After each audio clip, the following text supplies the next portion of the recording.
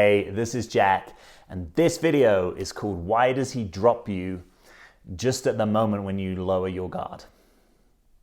Hey, I'm Jack Butler. I'm a relationship coach. If you're new to the channel or you haven't yet subscribed, come on, let's subscribe. I release at least 2 new videos every week, sometimes lots more, on relationships and personal growth. And this channel is devoted to what I call real personal development. Not just tips and tricks and gimmicks to kind of make your inner critic or personality more happy with who you are. Real development. Dropping in, slowing down, becoming more authentic, being authentic in relationship, dropping personas, dropping stories, kind of like the real mature stuff for real adults. So if you're interested in that and you're kind of wanting something as a different flavor from a lot of the relationship and personal development content on YouTube, I would love to have you with us. Hit subscribe and then tap that bell notification so you hear of new videos as soon as they come out. All right, let's get into it. Why is it? And if you've had this experience that a guy's dropped you just at the moment you've lowered your guard, firstly, I just want to say I'm sorry. I get that can be really, really difficult and very confusing and kind of heartbreaking. So if that happened to you in the past or that's happened to you currently, I want to wish you the best with your reclaiming your energy, feeling things as authentically as you can, and actually putting aside a little bit of time to let go and grieve in service that you can move on stronger and more whole in yourself. So why is this going on? And I'm going to give you 3 things that might be going on, but I'm going to wrap them within a theme that I think is more important than any of the reasons that this might be happening. The reason, or why this is happening, is because he's not your guy, right? If you start to become more vulnerable, open, revealed, and he walks out the door, he is not your guy, right? Because your guy is going to want your inner world. Right? Your guy is going to want to be connected to you emotionally. He's going to want to know who you really are. He's going to want intimacy with you. And there is no intimacy without a certain level of self-revealing. Right? So as difficult as it may be, you could reframe this whole thing in the kind of context of, I got my answer, I dodged a bullet, thanks for not wasting my time. Right? Can you see that? Because if he's walked out the door the moment that you've actually become more real with him, he doesn't want a real relationship with you, right? Now, there might be, 0.001% of the time where it just happened at the moment that you felt you wanted to become more vulnerable, he's in an incredible stress and crunch at work and he just couldn't be with your experience. But if he's your guy, he can let you know that, right? He can let you know that the day after or 2 hours later or once he's, relaxed his system, he can explain himself. But if there's literally like he's gone, he was not your guy, and you are better off without him, right? Let you and he find people that you actually want to be in a real love relationship with. Now, that said, here are just some things, because sometimes you want a reason because it actually just helps you be with the whole thing and it helps you kind of relax it in your system. So here are 3 reasons. One is he has a different investment strategy to you.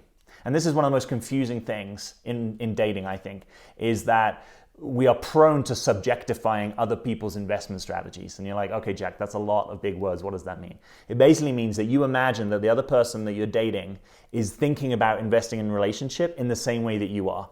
So some people, when they invest in a relationship, they want to go narrow very quickly, which means, within a few dates, really, I want to work out, is this worth investing in? And if it is, boom, I mobilize hard behind it. I'm kind of in, right? A lot of women I've worked with and coached have that investment strategy, right? And they're kind of like, yeah, I kind of pretty quickly want to know, is this something serious? If it's not, don't waste my time. But if it is, boom, and then we invest. Now, some of the world has that strategy. A lot of the world doesn't. That's why it's kind of confusing. Some people's strategy is actually to take as long as possible to hold off from making a decision about what the connection is so they can gather as much information, can see the relationship in different contexts, meet your friends, meet your family, see what happens when you're stressed, see what happens when I'm stressed, take my time. That's confusing if you have the first relationship strategy because you're like, well, we are way through the 15, 20 date mark. So in my head, he's got to be in. Why? Because I'm in. Why? Because I have that investment strategy. So this is a beautiful opportunity to actually get out of your own assumptions about who another person is and realize the other is often the other. And you've got to get curious about everything that's going on over there. So it might be that the moment you felt comfortable because you're like, oh, we're kind of in, right? We kind of are doing this. So I can relax, drop my guard, that over there with his very different investment strategy, he was like, that's not actually what's happening right now.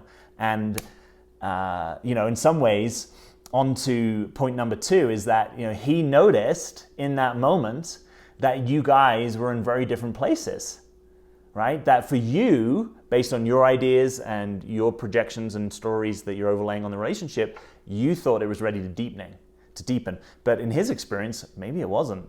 And maybe you actually revealing that you thought it was deeper and that you were ready to really show how much you love him, had him realize, hey, actually, I'm not invested in the same way that you are, and the only fair thing for me to do is to actually step back, or I feel so surprised, or I feel shocked that I'm going to take a step back, right? So it's not that, and this is what I want to emphasize with you.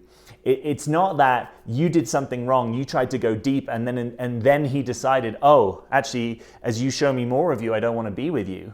What is much more likely, I think, is he wasn't that into it enough that when you started to take it deeper, he's like, I don't actually want to go that deep with you. Like, I can see that you're kind of taking this seriously and you want something committed and you're kind of falling in love, and that's just not the trajectory that I'm on here with you, right? So again, it's kind of depersonalizing the, oh, I did this, then he did that. It's like, no, actually, in doing this, he did something that was already at this deeper level. That was what was actually the truth of the relationship, at least from his side, right? And therefore, if it's the truth of the relationship from his side, in some ways it is the truth of the relationship as well, right? Because there is no truth in relationship if one person's more into it but another person isn't. Do you see what I mean? So it's more like it revealed what was already there rather than you created that through the thing that you did, right? And then in at number 3, it might be that you actually haven't been calibrated to where he is actually at in a relationship. You may not have been having the series of conversations that lets you know where does he really stand, or he may not have been forthright in where he stands, and you filled in some dots there based upon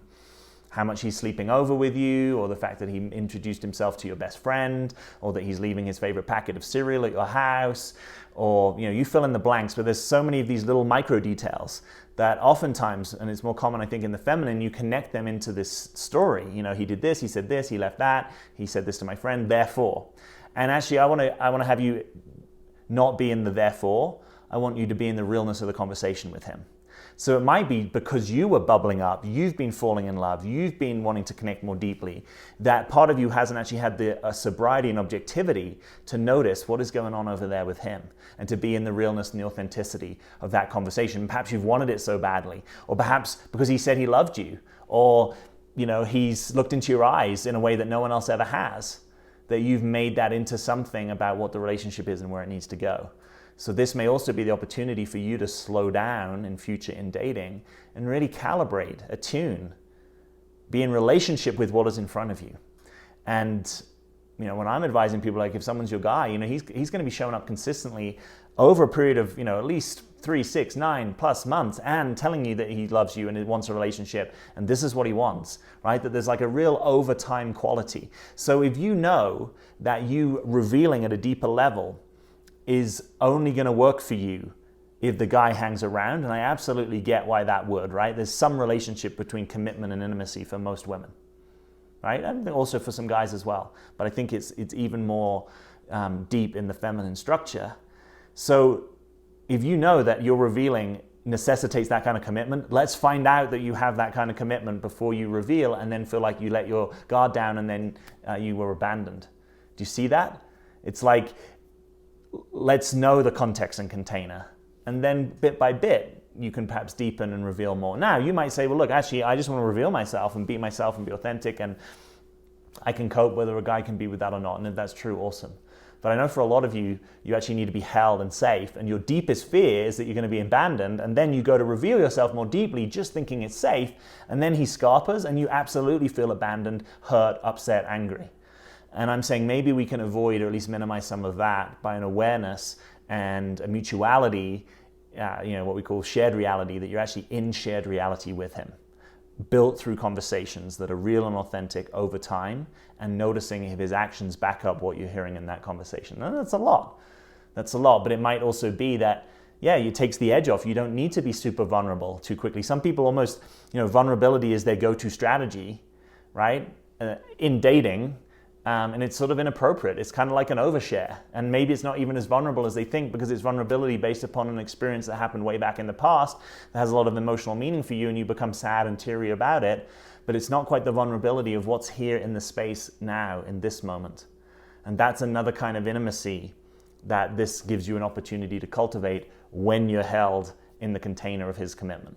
right? We want that. We want you to be opening, revealing, deepening, vulnerability in the moment, present moment intimacy. We want all that.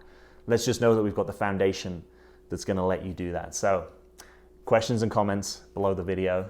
I'd love to know your experiences, even if they've been hard. And I want to know how this information is landing in you. Does it make sense to you? Do you agree? Do you disagree? Let me know below in the comments. And again, if you haven't, boom, subscribe to the channel, tap that bell notification so you hear of new videos as soon as they come out. As always, I'm Jack. Thanks for being here.